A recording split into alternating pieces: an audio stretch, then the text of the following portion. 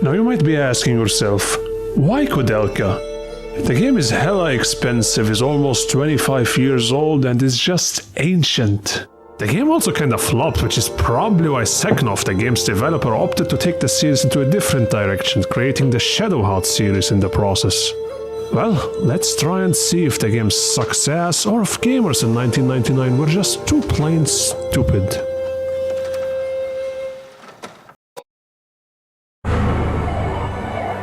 On Halloween Eve, our hero arrives at a secluded monastery in Aberystwyth, Wales. As she tries to get in, she finds out that the gates are locked up tighter than a nun's chastity belt. Seems like nobody's home. This place has been deserted for years, but for some reason, I have a feeling that we're not alone here. I have a bad feeling about this. Whoa, that's one pretty lady. Incredibly detailed and unique facial features for a 25 years old game. You can instantly recognize that she's Gypsy. Great character design, a face you would recognize among millions. Holy shit! This chick is a fucking asshole!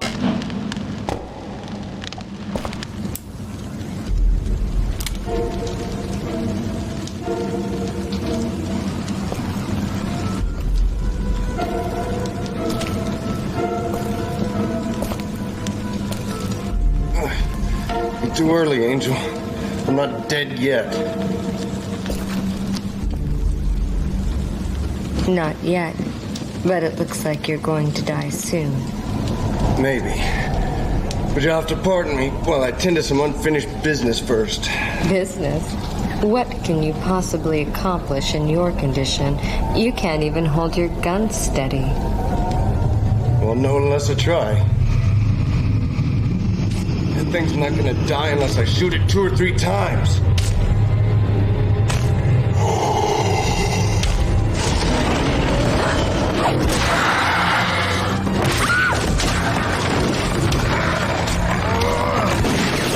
Damn it! Here, use this.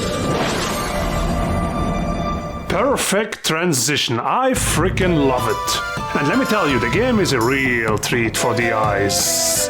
If you're into blocky pixelated messes, that is. I mean, wow, what a change in graphics. We went from gorgeous to hideous in under a minute. But well, it's PlayStation 1, so what you expect? Anyway, we need to help maneuver this atom-weight chick on this 5x5 grid battlefield to kill this scary monster. Good thing we got ourselves a gun, and as the love child of Rick O'Connell and Paddy Pimblett said earlier... That thing's not gonna die unless I shoot it 2 or 3 times. Yes!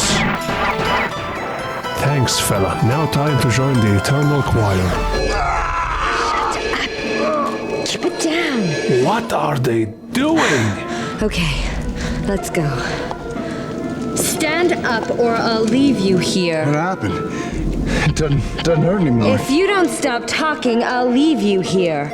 This is Edward Plunkett, by the way, an adventurer and thrill seeker, a gunslinger that is looking for riches and glory. Just think Rick O'Connell from the Mummy series, but with a lot more attitude. Attitude that quickly turns him into Koudelka's whipped puppy, because unlike Evelyn, Koudelka is just brutal. I can tell you how you're going to feel. In about half an hour, you won't be able to move your body. If you don't find an antidote, you'll definitely die. Anyway, I'm getting way off track here. Let's check out this room. Okay, there aren't many things I can interact with in this room, and it's limited to a smaller area, which sucks. I'm the type of guy that was schooled in Final Fantasy games, so I'm always clicking everything I see in front of me in hope of finding secret elixirs. Okay, I have to click the door at a specific angle.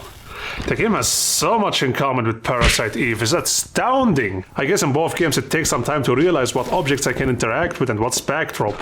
And there's our first locked door. The game is a little bit like the first Dark Souls game in the sense that all the areas are well connected with each other to make backtracking much easier on you, so you never know where a locked door will take you.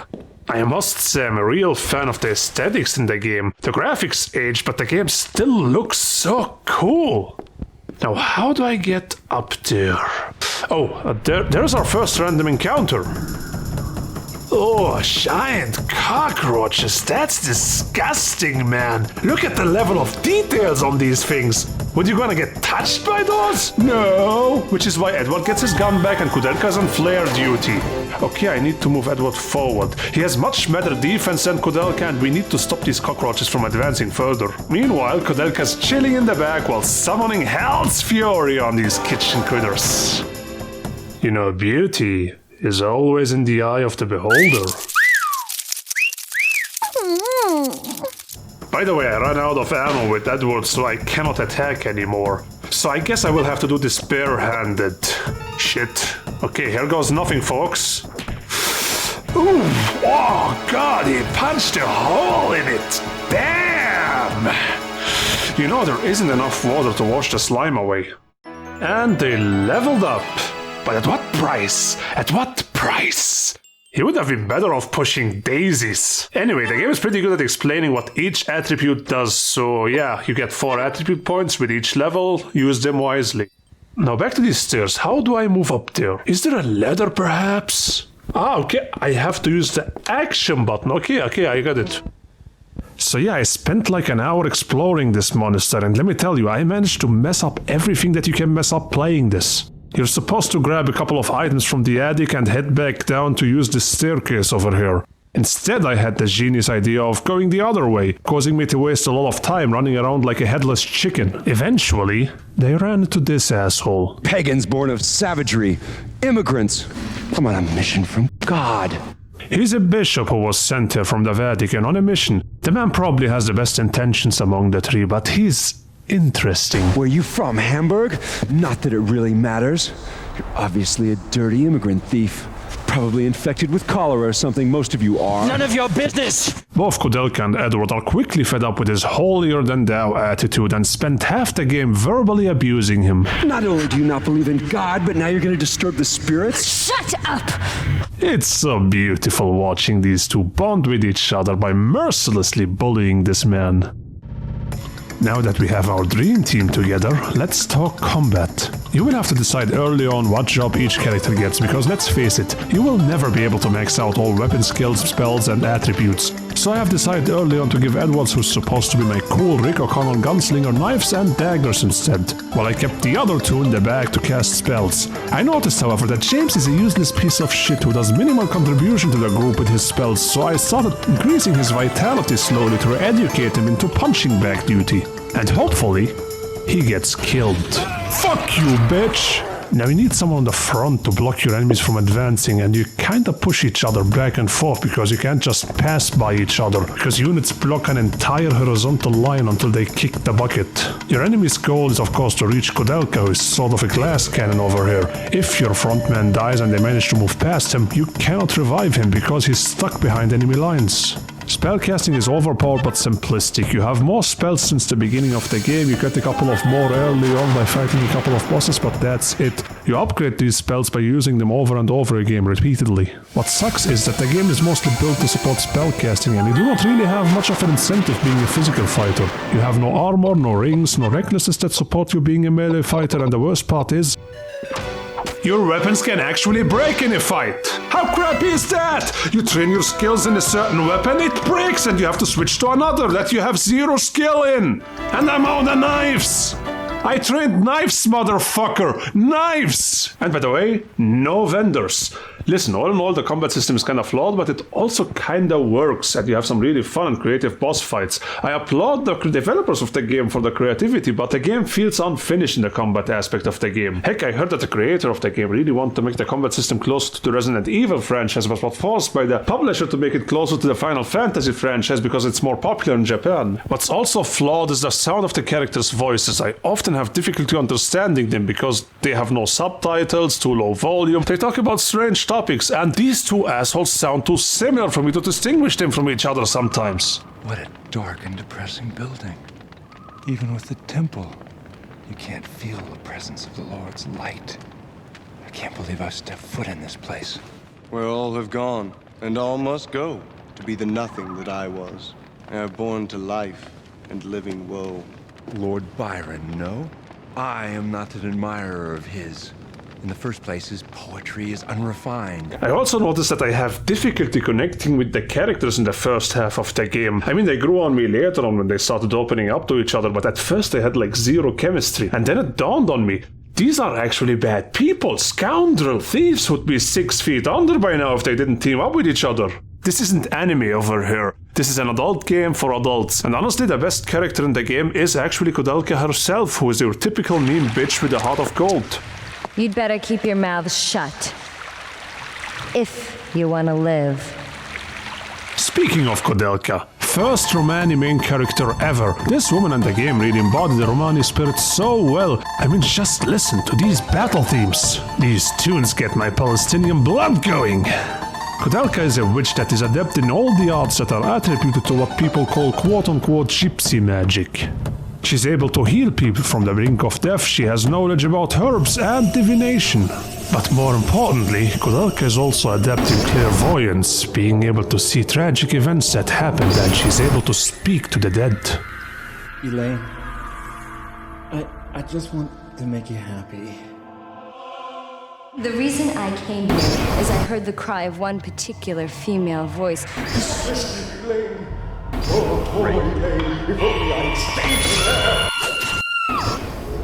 And as many of you might know, a restless spirit will haunt the earth for eternity. This place is actually filled with restless spirits of thieves and captured villagers who were murdered in the most brutal of ways as they're wandering around this castle. Everything in this game is connected, and every monster you see tells a story. See this flying furniture? A ghost of some young lass possesses them because she has no physical form anymore. This zombie looks like a regular monster at first, but look closer and you see a man murdered by the very glass shards still stuck in his chest. And here we see a gunman with multiple heads bound to his own. Somebody probably sewed these heads of other victims to his in a really fucked up ritual. And probably a thief who had dynamite stuck up his asshole or something. Well folks, this is one underrated game that is packed to the brim with mysteries, and it is up to you to solve them. All I know is Elaine's spirit called me to this place.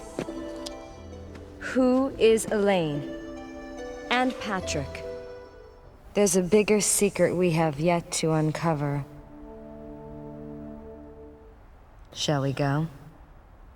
Well folks, we barely scratched the surface of the game. It's a masterful blend between the eerie atmosphere, the gripping storyline, and the awesome puzzle elements that are scattered all across the map. The gameplay, however, is average at best. It's good enough to get you through the game, however, which is why the game is gonna get a 7.5 out of 10 from me.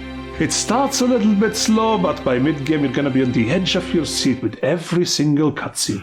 Before I forget, this game actually has a manga series that was supposed to tie this game to its sequel, but unfortunately it's no longer canon. Now the Shadowhearts series picks up after the so-called bad ending of this game. Koudelka's back, but sadly she's only a minor character, which is a shame because in my book, she's one of the most charismatic female characters ever to appear in a video game and deserves to be mentioned next to the likes of April Ryan or even Bayonetta.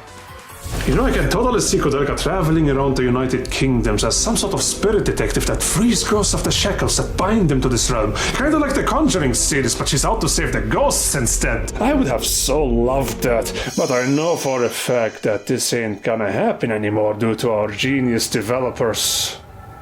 Anyway, I was Dr. Sledgehammer. Please check out my Parasite Eve review. Trust me, you're gonna love it. And I will see you guys in the next Sledgehammer review. Bye.